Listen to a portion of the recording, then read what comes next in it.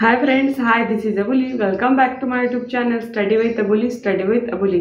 Friends, आपण या चॅनलला क्लास 8 चे 2 सब्जेक्ट स्टार्ट केलेले आहे, subject science and subject math.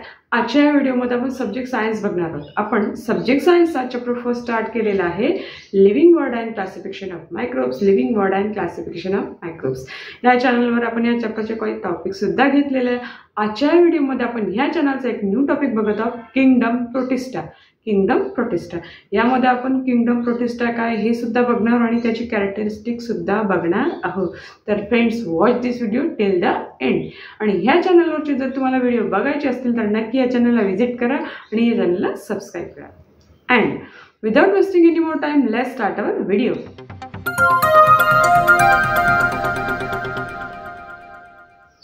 Living world and classification of microbes. Living world and classification of microbes त्यामध्ये आपण किंगडम प्रोटिस्टा बघत आहोत. बघा, किंगडम प्रोटिस्टा काय आहे? हा आहे डायव्हर्स ग्रुप. हा आहे डायव्हर्स ग्रुप कशाचा? Of eukaryotic ऑर्गॅनिझमचा.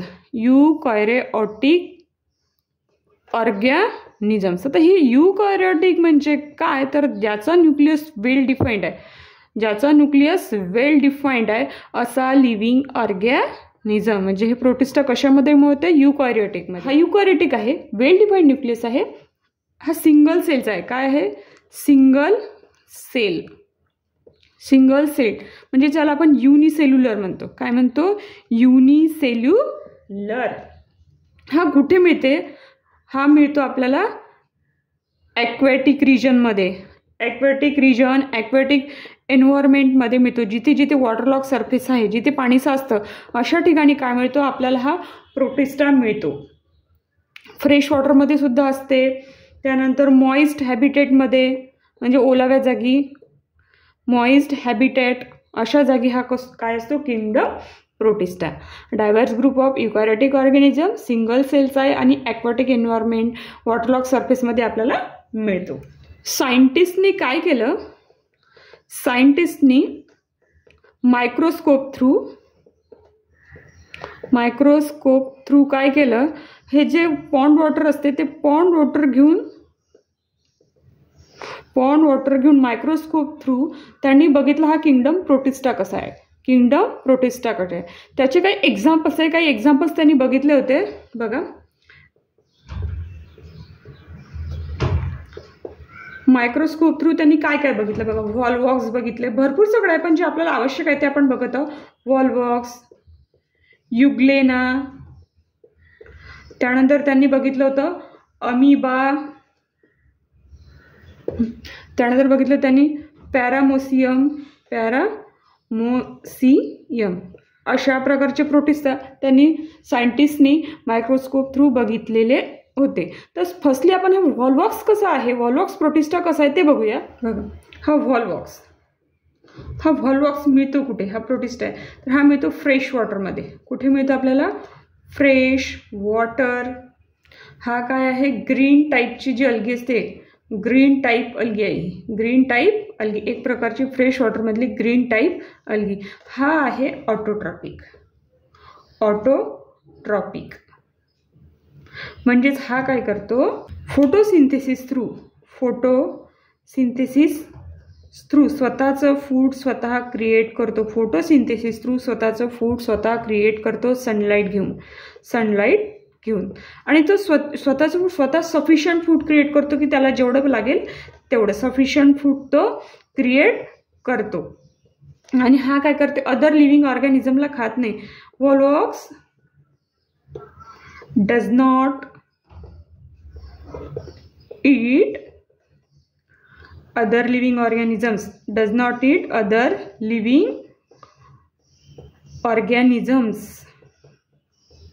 बघा, वॉलवॉक्समध्ये काय बघितलं? वॉलवॉक्स हा फ्रेश वॉटर मध्ये असतो. हा ग्रीन टाईप अलगी आहे, म्हणजेच ग्रीन असणं याचा अर्थ ऑटोट्रॉपिक आहे. हा स्वतःचं फूड स्वतः क्रिएट करतो फोटोसिंथेसिसच्या प्रोसेस थ्रू सनलाईट घेऊन वॉटर आणि हा कार्बन डायऑक्साईडचं रिच कंपाऊंडमध्ये कन्वर्ट करतो. हा स्वतःचं फूड सफिशियंट फूड क्रिएट करतो. हा वॉलवॉक्स कोणत्याही अदर लिव्हिंग ऑर्गॅनिझमला खात नाही. त्यानंतर बघूया आपण युग्लेना. बघा, युग्लेना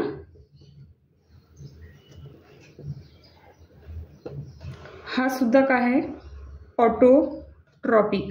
ऑटोट्रॉपिक आहे हा. आणि हा कुठे सापडतो, वॉटर बॉडीज.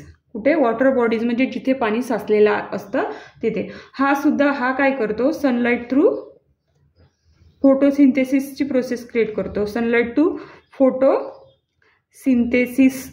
प्रोसेस क्रिएट करतो, म्हणजे तो सनलाईट घेऊन स्वतःचं फूड स्वतः क्रिएट करतो, sufficient food. But absence of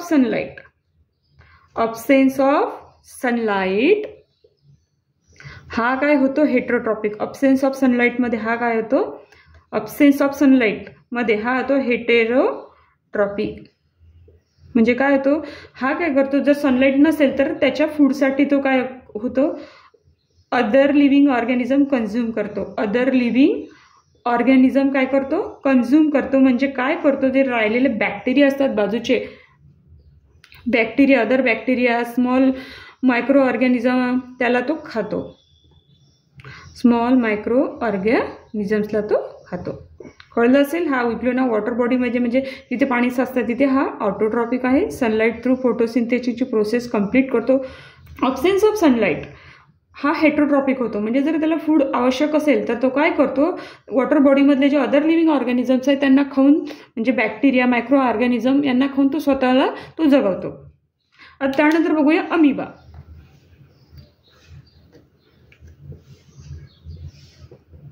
बघा हा अमिबा आहे, हा सुद्धा काय हेटेरोट्रॉपिक आहे. काय आहे, हेटेरोट्रॉपिक. हा काय करतो, त्याच्या फूडसाठी अदर लिव्हिंग ऑर्गॅनिझमला खातो. अदर लिव्हिंग ऑर्गॅनिझमला खातो. कोणते लिव्हिंग ऑर्गॅनिझम, त्याच्या अराउंड जे लिव्हिंग ऑर्गॅनिझम्स असतात, बॅक्टेरिया, मायक्रो ऑर्गॅनिझम, याला तो खातो, त्याच्यावर तो जगतो. आणि का खूप हार्मफुल आहे. आणि हा डेड ऑर्गॅनिझमला सुद्धा खातो. हा काय करतो, डेड ऑर्गॅनिझम जे असतात त्याला सुद्धा तो खातो. अमिबा बघितलेला आहे. त्यानंतर आपण पॅरामोसियम बघूया.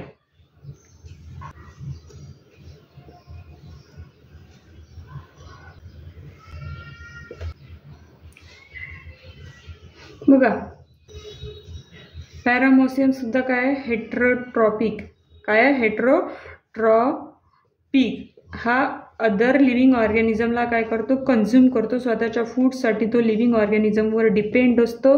आणि हा सुद्धा त्याच्या अराउंड जे लिव्हिंग ऑर्गॅनिझम असतात, बॅक्टेरिया, त्यांना तो खातो. आणि याच्यावर काय असतात, असे सिलिया लाईक हेअर असतात, म्हणजे दिसतंय तुम्हाला.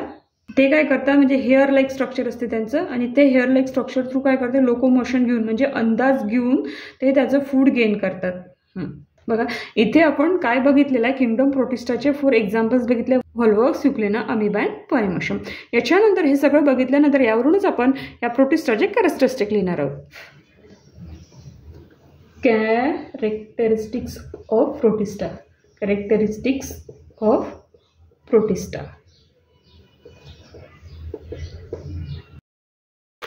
बघा आपण बघितलेलं होतं प्रोटिस्टा कसा आहे. सुरुवातीला जे बघितलं होतं त्याच्यावरूनच आपल्याला प्रोटिस्टा कसा आहे. Protista are single celled. Protista are single sailed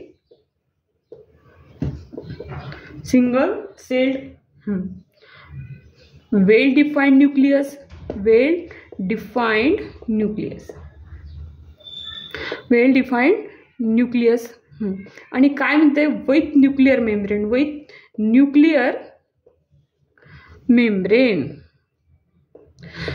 बघा याचं कसं आहे, हा असा जो न्यूक्लियस असतो, याचा न्यूक्लियस तो वेल डिफाईंड असतो, म्हणजे डेव्हलप झालेला असतो. आणि जी सेल असते त्याच्यावर सुद्धा एक प्रकारचं काय असतं, त्याला प्रोटेक्शन असते, त्याला म्हणतात न्यूक्लिअर मेम्ब्रेन. म्हणजे अशा प्रकारचं प्रोटेक्शन प्रोटिस्टामध्ये असतं. ह्यानंतर आपण सेकंड कॅरेक्टरिस्टिक्स बघूया. काय हे बघा, they have pseudopodia. They have pseudopodia or hair. म्हणजे काय, हे जे असतात ना प्रोटिस्टाला काय असतं, स्वतः फूड गेन करायसाठी काय असते, म्हणजे हेअर असते, त्याच्यावर काहीतरी ऑर्गन्स असतात. त्या ऑर्गन्स थ्रू काय करतात, ते त्याचा मार्ग बघतात आणि ते फूड कुठे आहे हे सुद्धा ते शोधून काढतात. हेअर लाईक म्हणजे केसाळ दिसतं, ते म्हणजे कोणतं, तर सिलिया और बीप लाईक फ्लॅगेला हे त्याचं ऑर्गन आहेत. त्या प्रोटिस्टाचे हे काय आहे? ऑर्गन. फॉर लोकोमोशन म्हणजे काय तर त्याचा मार्ग बघण्यासाठी.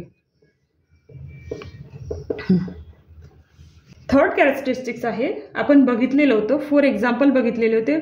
वॉलवॉक्स, युग्लेना, त्यानंतर बघितलेलं होतं आपण अमिबा, पॅरामोसियम हे फॉर एक्झाम्पल बघितलेलं होतं. आणि यामधले हे जे प्रोटिस्ट आहे कसे आहेत, ऑटोट्रॉपिक आहे की हेटेरोट्रॉपिक आहे, म्हणजेच तुम्हाला कळतं, आपण हा टॉपिक बघितला यांच्यामध्ये कळतं की प्रोटिस्ट हा कसा आहे, ऑटोट्रॉपिक पण आहे आणि हेटेरोट्रॉपिक पण आहे. ऑटोट्रॉपिकमध्ये काय काय येतं बघा, कोणते एक्झाम्पल येतात. ऑटोट्रॉपिकमध्ये येतं युग्लेना आणि वॉलवॉक्स, आणि हेटेरोट्रॉपिकमध्ये येतं अमिबा अँड पॅरामोसियम. अमिबा अँड पॅरामोसियम हेटेरोट्रॉपिकमध्ये येतं आणि ऑटोट्रॉपिकमध्ये येतं वॉलवॉक्स अँड युग्लेना. प्रोटिस्टाचे 3 कॅरेक्टरिस्टिक्स बघितलेले आहे. तर इथे आपल्या हा व्हिडिओचा टॉपिक कंप्लीट झालेला आहे आणि आजचा व्हिडिओ आपण डिटेलमध्ये व्यवस्थित प्रमाणे समजून घेतलेला आहे. फ्रेंड्स, आजचा हा व्हिडिओ कसा वाटला मला नक्की कमेंट बॉक्समध्ये कमेंट करा. Thank you for watching this video. Take care and good bye.